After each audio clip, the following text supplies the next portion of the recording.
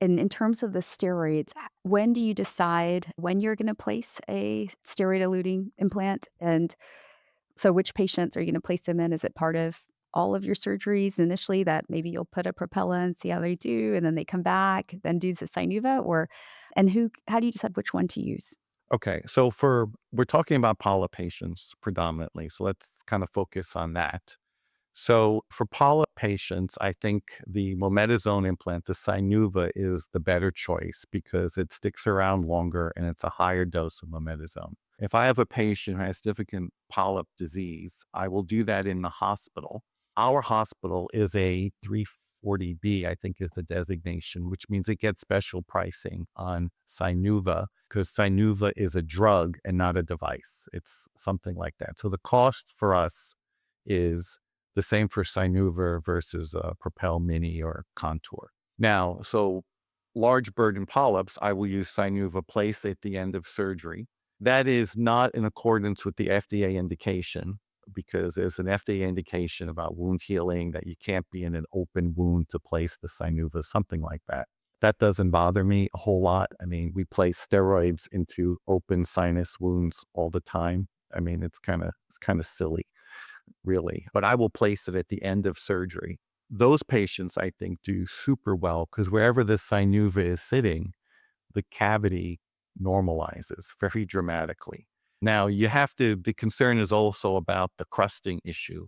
You have to be really careful to debride it, get the crusting off. Yeah, and from a cost standpoint, is it more cost effective? Like, even let's say you had a patient who has severe disease and they need basically a new Sinuva every 3 months, and it works and it helps them. Is that still more cost If effective? we're doing a synuva every 3 months, I would say we're failing.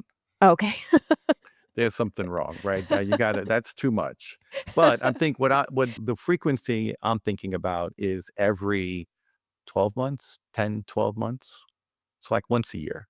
I think that's reasonable. And that's certainly cost advantageous. If it's requiring one, patients requiring one every 3 months, something's wrong. And I think that's a true treatment failure in terms of, a candidacy for a biologic. But I also would be concerned that that patient may have a cell of eosinophilic mucus that wasn't completely opened. So I would rescan them to make sure there's not something else going on. But every 3 months, I think is just too much.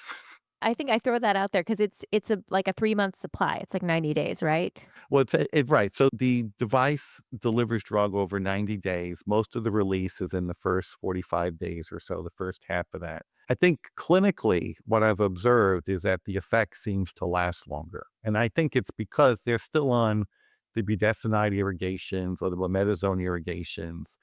They're getting other treatment. It's just they get that initial boost, keeps things open, and then it's access for the long-term low cost treatment. Do you use, the shorter acting Propels in your practice for other patients? Yeah, so for non-polyp patients I'll use it in the OR for many of them, not all. For patients in whom I'm managing a frontal sinus stenosis, we'll use a contour in the office sometimes. More focused, sort of focused obstruction of a particular sinus. So for, like, scarring, synechia. Yeah, more scarring, particularly for the frontal recess, right? There are some patients whose frontal recess always is a little bit more swollen, and occasionally we'll do an office procedure to tune it up, and I'll slip in a contour. Again, just to give a boost of steroids into that area. How does cost and insurance coverage come into the decision-making part of it? Are there some patients where, depending on their insurance coverage, it's gonna be impossible to try to do Sinuva, or it makes more sense to do a biologic? Does that come into play or not really? Well, I try to be agnostic to that when I'm making recommendations to patients. I don't think because it's a slippery slope. When you start doing that, you're making decisions about it's almost mercantilistic, what's going to generate the most revenue for your hospital or your practice. And so I try to avoid that. Now, so what I do practically is not really consider that, make recommendations. And then if something can't get approved, go through all the appeal process. If we hit a wall, we have a discussion with the patient, say, well, you can try to pay cash. You can go to here's the next best option. I mean, what do you want to do? And then just advocate for the next best option.